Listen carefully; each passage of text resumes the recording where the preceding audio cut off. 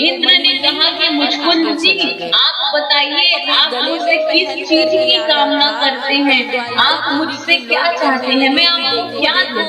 भगवान सूर्य तब मुचकुंद जी ने कहा कि हे इंद्र, मैं देवासुर संग्राम में युद्ध कर करके थक चुका हूँ, काफी श्रमिक हो गया हूँ, इसलिए मैं सोना चाहता हूँ। इंद्र ने कहा कि जाइए, जाकर के गंधमादन पर्वत की गुफाओं में विश्राम कीजिए।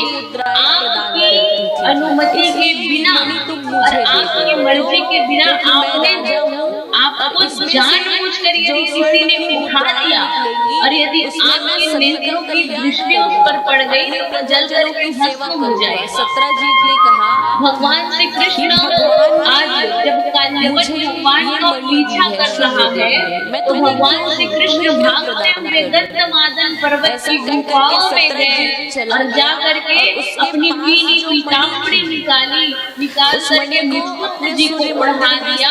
काल्यवन आया, कहा कि कृष्ण तू मुझे धर्म संकट में डाल रहा है, तुझको पता है कि सोते हुए व्यक्ति को जगाना पाप होता है, इसलिए आज तो सोने का नाटक कर रहा है। लेकिन कृष्ण आज काल्यवन तेरा काल बन करके आया है। ऐसा कहते हुए काल्यवन ने एक लाल मुचकुंद जी महाराज को मारी। उसी समय उसके नेत्र खुले और उनके नेत्रों की से निकलने वाली अग्नि में जल करके काल्यवन भस्म हो गया। इस प्रकार से काल्यवन वध की कथा का वर्णन भी भागवत जी में आता है। अब राजस्व यज्ञ करने के लिए केवल एक दैत्य बच गया। ने शेर को मार करके मणि वो कौन है? ले जा करके अपने वो है जरासंध को दे दिया। और आज पूरी द्वारिका में हल्ला है। ये जो जरासंध नाम का दैत्य है, बचपन में तो चोरी किया करते थे, इसको भगवान ने 17 बार परास्त किया। चुरा ली, भगवान श्री कृष्ण के ऊपर और ये जरासंध कौन है? और तो महाभारत में ये वर्णन आता है मणि चुराई कि बृहद्रथ नाम के एक राजा खो गई थी, उसको कृष्ण ने ही इस राजा की 2 रानियां लगा कि कृष्ण तुमने ही मुझसे मणि मांगी। रानियां तो 2 थी, लेकिन ये अभी तक नहीं संतान, एक भी संतान नहीं हुए थे। मणि को चुरा लिया। राजा बृहद्रथ दुखी हुए। भगवान श्री कृष्ण के दुखी होकर के जब कलंक लगा, एक तो भगवान ऋषि के पास गए और कहा कि मैं संतान की कामना करता हूँ और मैं चाहता हूँ कि मुझे एक संतान रत्न की प्राप्ति हो। जब उसी समय संत ने एक फल दिया कि एक स्थान पर और फल दे करके कहा कि जा करके इसको अपनी रानी को खिला देना। इस फल को खाने से तुम्हारी रानी गर्भवती हो जाएगी और तुम्हें संतान रत्न प्राप्त होगी। अब जो संत थे को नहीं पता था कि बृहद्रथ की 2 रानियां पैर के पंजों फल तो दिया था एक, तो राजा ने क्या किया, उस फल के 2 टुकड़े किए, आधा एक रानी को खिला दिया, आधा दूसरी रानी को खिला दिया। जाकर के क्या देखा कि शेर और प्रसाद ग्रहण करने से एक रीछ राज जब रानियां गर्भवती हुई, दोनों रानियां गर्भवती हुई और कुछ समय बाद जब संतान का जन्म हुआ तो एक बालक के शरीर का आधा हिस्सा एक रानी के गर्भ से, उसी बालक के शरीर का आधा हिस्सा दूसरी रानी के गर्भ से निकला। पता नहीं ऐसे आधे जन्मे हुए संतान को देख करके दोनों रानियां भयभीत हो गई। कहा कि एक ही बालक के शरीर का आधा हिस्सा 2 अलग अलग रानियों के गर्भ से कैसे मणि लेकर किया। और भय के कारण दोनों रानियों ने प्रवेश किए तो कुछ उस समय बालक के शरीर के आधे टुकड़े को कपड़े में लपेटा और लपेट करके एक जंगल में फेंक दिया। भगवान कृष्ण हमारे राजा नहीं रहे। जब जंगल में फेंक दिया तो जिस जंगल में भगवान श्री बालक के शरीर के आधे आधे टुकड़े को फेंका, तो उसी जंगल में एक जरा नाम की राक्षसी रहती है। जैसा कि मैंने पहले की कथा में बताया था, जरा का अर्थ होता है वृद्धावस्था। तो एक बूढ़ी राक्षसी रहती थी जो क्या करती थी, मांस भक्षण किया करती थी, मतलब मांस खाती। भगवान ने कहा कि ये मणि मुझे दे दो, कहा कि ये मणि तो मैं अपनी कन्या को भेंट में, वो जो बूढ़ी राक्षसी थी, को दिया गया उपहार, जब वो दिया गया मांस खोजने के लिए निकली तो बालक के शरीर का आधा टुकड़ा उसे मिला और मुझसे युद्ध में उस बालक के मुख को देख करके कहती है कि ये बालक इतना सुंदर है, यदि ये पूरा होता तो कितना सुंदर होता। जब आगे गई तो उसी बालक के शरीर का आधा टुकड़ा फिर से उसे मिला और उस जरा नाम के राक्षसी ने उस दोनों मांस के टुकड़ों को जोड़ा, उसकी संधि की और उसमें प्राण डाले। जब उसमें प्राण डाले तो दो बालक के शरीर का आधा आधा हिस्सा जुड़ करके बालक बना और बालक जीवित होकर के किलकारियां देने लगा, चिल्लाने लगा। तो जो बूढ़ी राक्षसी थी उसके मन में भी मातृत्व की भावना जागृत हुई भगवान श्री कृष्ण और जब उसके अंदर मातृत्व की भावना आई तो उसने विचार किया कि मैं राक्षसी हूँ, मैं कैसे इस बालक का पालन पोषण करूंगी, इसलिए अपने राजा को भेंट में दे देती हूँ। जब मैं राजा बृहद रथ को ले जाकर के उस बालक को भेंट में दिया बूढ़ी राक्षसी ने, इसलिए वो बालक का नाम हुआ क्या, जरा नाम की राक्षसी ने उस बालक की संधि की, उस बालक को जोड़ा, इसलिए बालक का नाम रखा गया जरासंध। इस प्रकार जरासंध का जन्म हुआ था और ये बात भगवान श्री कृष्ण जानते थे कि जरासंध कैसे मरेगा। मैंने इसलिए किसी से युद्ध कुछ समय स्वागत के लिए हम पुनः कथा में प्रवेश करेंगे। और ऋषराज जी, आपने मुझसे राम जन्म में युद्ध की कामना की थी, तब मैंने कहा था कि राम मर्यादा पुरुषोत्तम है और राम अपने मित्रों से कभी भी युद्ध और छल नहीं करता। इसलिए जब मैं द्वापर युग में कृष्णा अवतार लेकर के आऊंगा तब आपसे युद्ध करूंगा, आपको युद्ध करके संतुष्ट करूंगा। आप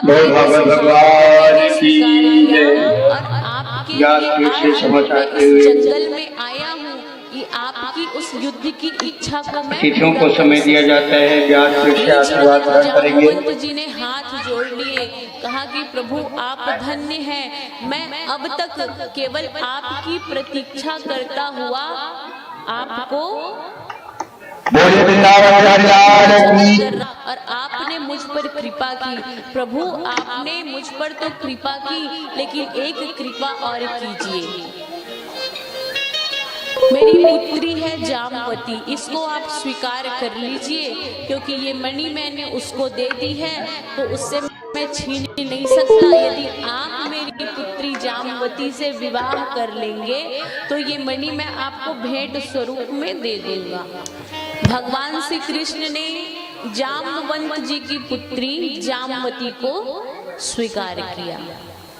भगवान श्री कृष्ण जामवती में द्वारिकापुरी गए और जैसे ही आज द्वारिकापुरी में लोगों ने भगवान श्री कृष्ण को देखा तो हमारे कृष्ण आ गए, हमारे प्रभु आ गए करके आनंद उत्सव मनाया। सत्राजीत भी उस स्थान पर खड़ा हुआ था। भगवान ने मणि सत्राजीत को दे दी, कहा कि लो तुम्हारी मणि, जिसके कारण मुझ पर कलंक लगाया था। भगवान श्री कृष्ण ने वृत्तांत सुनाया कि तुम्हारा भाई इस मणि को लेकर के जंगल में गया था, जिसकी मृत्यु हो गई है। मृत्यु का भी कलंक तुमने भागवत भगवान की जय। मैं नाम लेते जा रहा हूँ, सम्माननीय आप लोग मंच पर आएंगे और व्यास कृष्ण राधे नाम का गमछा भेंट करेंगे आपको और आशीर्वाद देंगे। श्रीमान भगवान श्री राजेंद्र कश्यप देवी नारायण, अपनी पुत्री सम्माननीय श्रीमान विजय कश्यप गुरु कराया।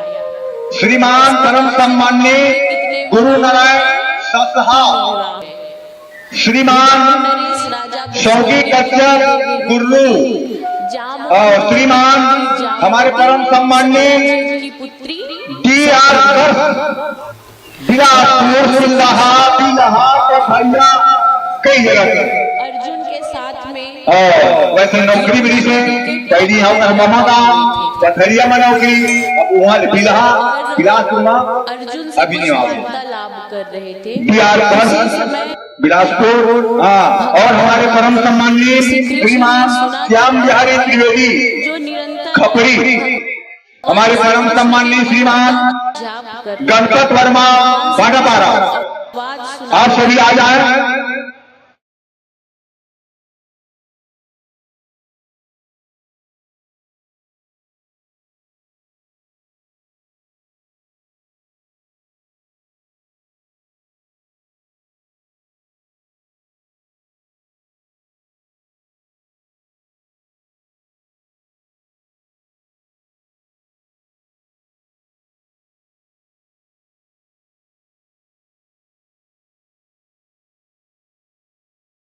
पुनीत यादव, परदेसी यादव, आशीष यादव, सुभाष यादव, यादव परिवार की तरफ से 501 रुपया भागवत भगवान यादव के रोल में श्रद्धा भक्ति की जय।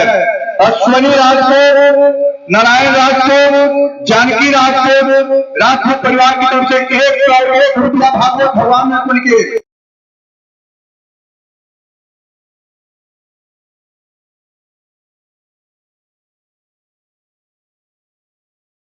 कालिंद्री जो यम की बहन है और कहा कि आपके जप करने का कारण क्या है, बताइए आपके ऊपर कौन सी विपत्ति है। तब उस देवी ने कहा कि हे कृष्ण, यदि मैं इस संपूर्ण लोक में, इस संपूर्ण विश्व में किसी को पति रूप में प्राप्त करना चाहती हूँ तो वो केवल आप हैं, और आपको पति रूप में प्राप्त करने के लिए मैं जप कर रही हूँ।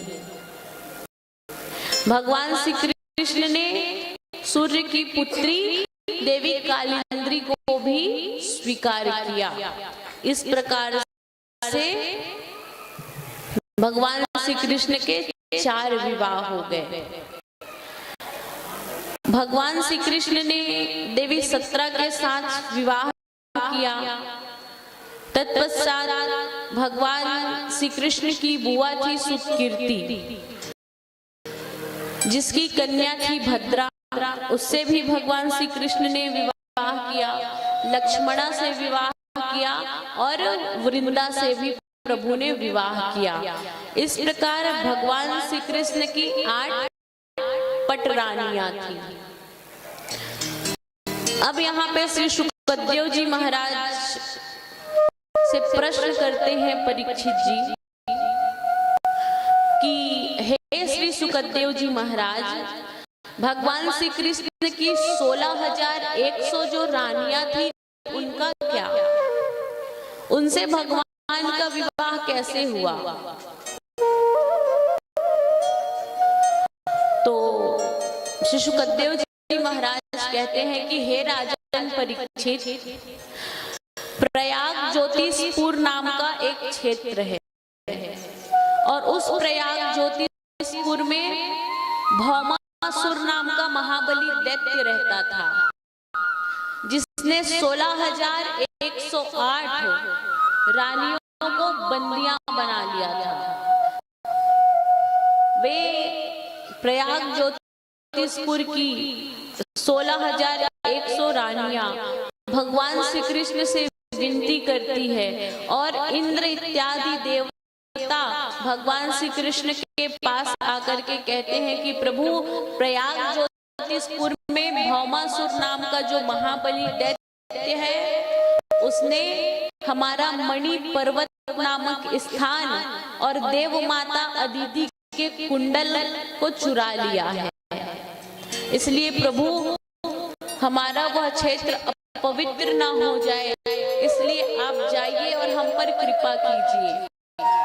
देवताओं की विनती करने पर भगवान श्री कृष्ण प्रयाग ज्योतिषपुर में जाते हैं। महाबली दैत्य भौमासुर से युद्ध किया, युद्ध में उसको परास्त किया और जो बंदी रानियां थी उन सभी को भगवान ने छुड़ाया। तो वे सभी रानियां कहने लगी कि हे कृष्ण, ये महाबली दैत्य ने जिस दिन हमारा अपहरण किया था उसी दिन हम पर कलंक लग गया था। ये समाज में रहने वाले लोग सभी हमें अपवित्र मानते हैं। अगर हम इस स्थिति में, इस परिस्थिति में अपने घर जाएंगे तो ये कलंक का टीका लेकर के हम किसे अपना मुख दिखाएंगे? लोग हमारा उपहास उड़ाएंगे, हम पर हंसेंगे, हमारे चरित्र को कलंकित करेंगे। इसलिए भगवान, हमारा मर जाना ही उचित है।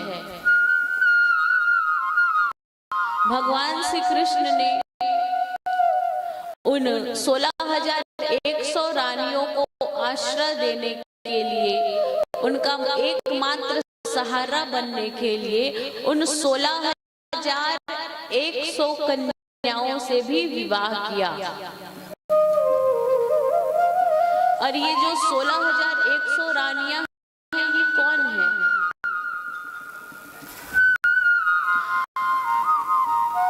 ऋग्वेद के उपासना कांड में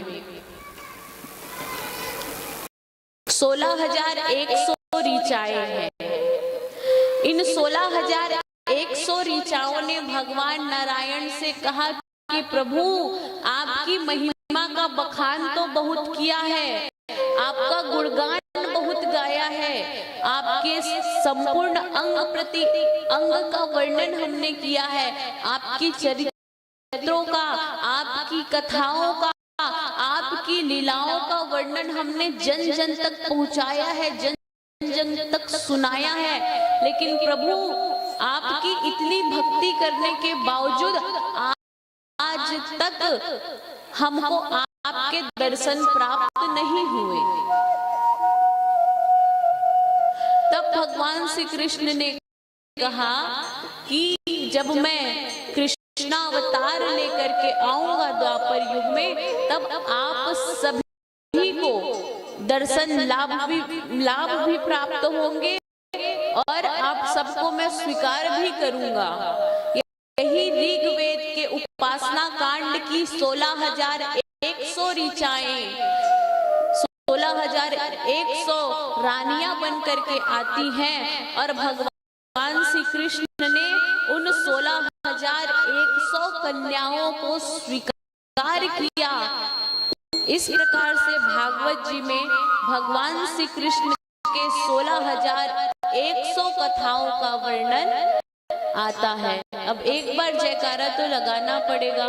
बोल वृंदावन बिहारी लाल की, बोल सच्चिदानंद भगवान की जय। आइए कुछ समय भगवान के पावन नाम का स्मरण करते हैं, तत्पश्चात आगे की कथा में प्रवेश करेंगे। कन्हैया ले चल परले पार, कन्हैया ले चल परले पार, कन्हैया ले चल परले पार, सावरिया ले चल परले पार।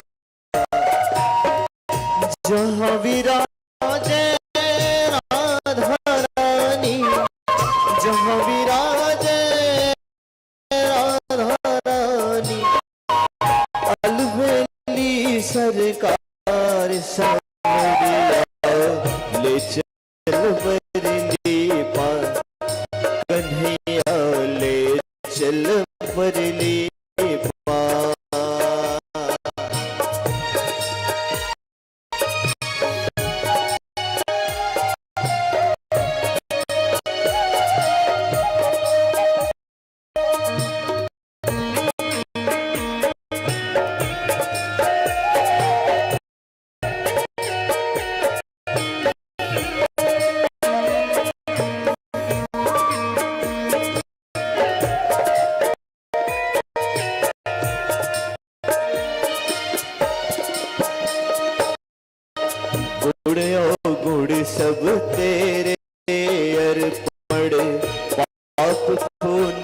सब तेरे अर्पण, ये जीवन भी तेरे अर्पण।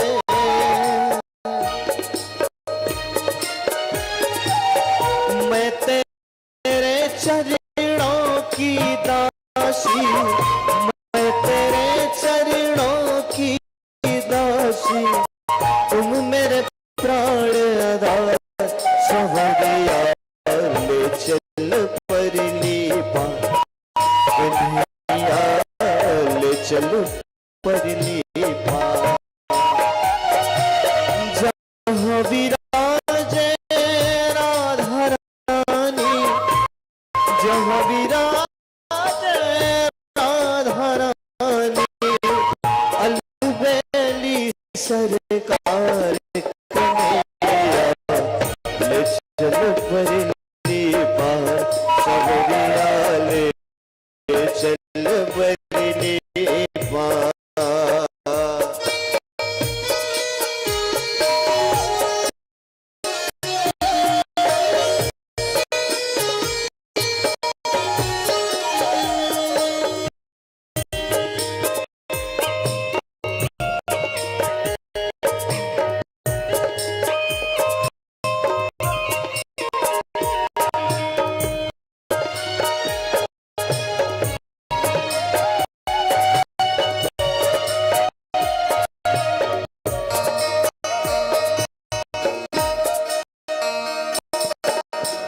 लोक लाज सब हो बैठे हो, मैं तेरे अब हो बैठे हो।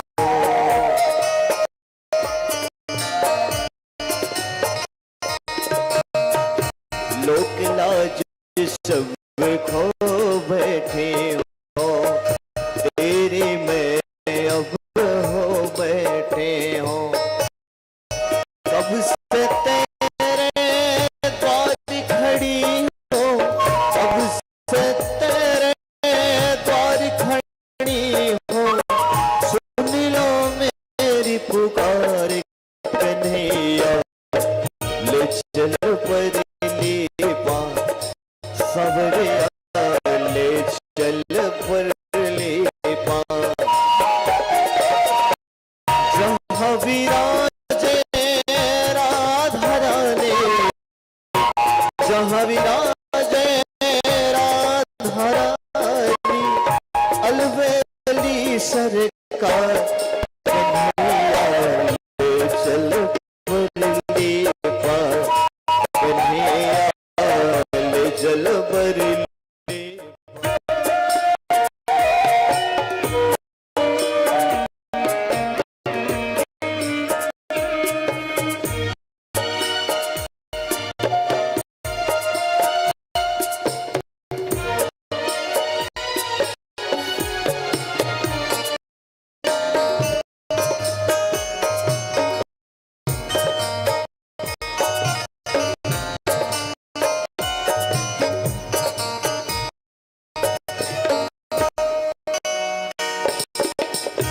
तेरे बिन कुछ चाह नहीं है, कोई सूझे राह नहीं है।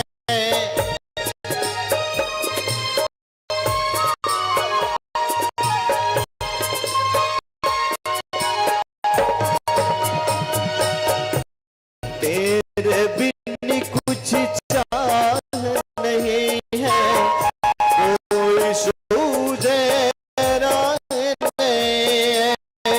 हाथ पकड़ लो मेरा मोहन, हाथ पकड़ लो मेरा मोहन, कर दो बेड़ा पार।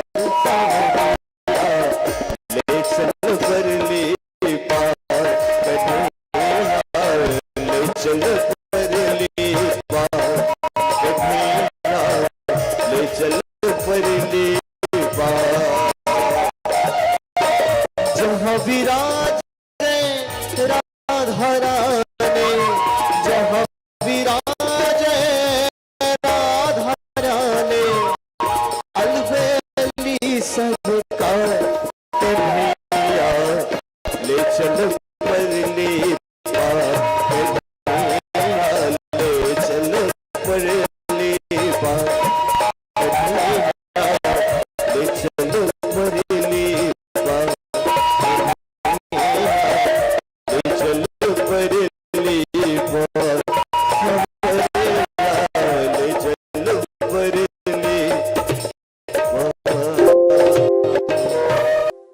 के बिहारी लाल की जय हो। बोले वृंदावन बिहारी लाल की, बोले राधा रानी सरकार की जय।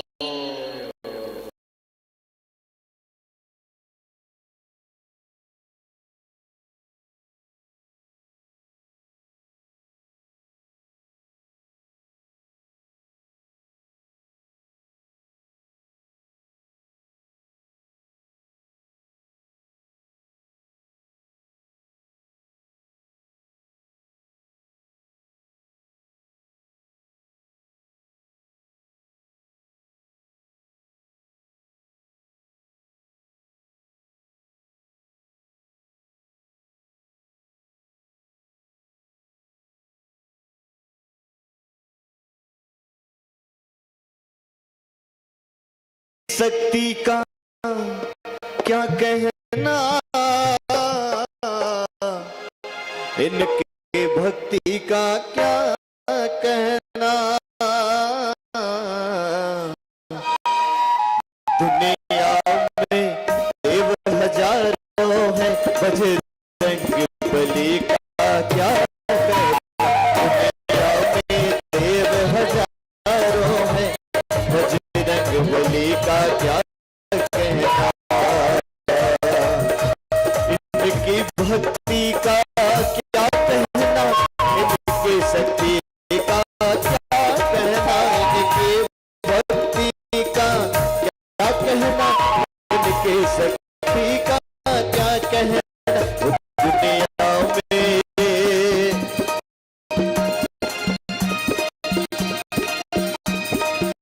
दुनिया में देव हजारों है, बजरंग बली का क्या कहना। दुनिया में देव हजारों है, बजरंग बली का क्या कहना।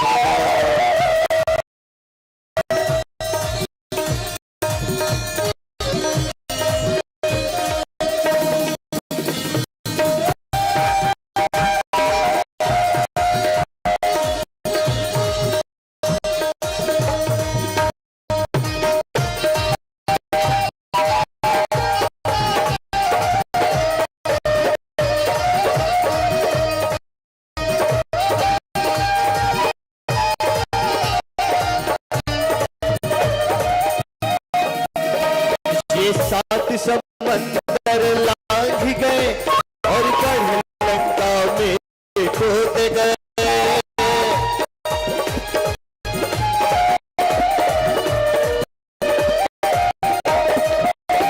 ये सात समंदर लांघ गए और गढ़ लंका में खोद गए। रावण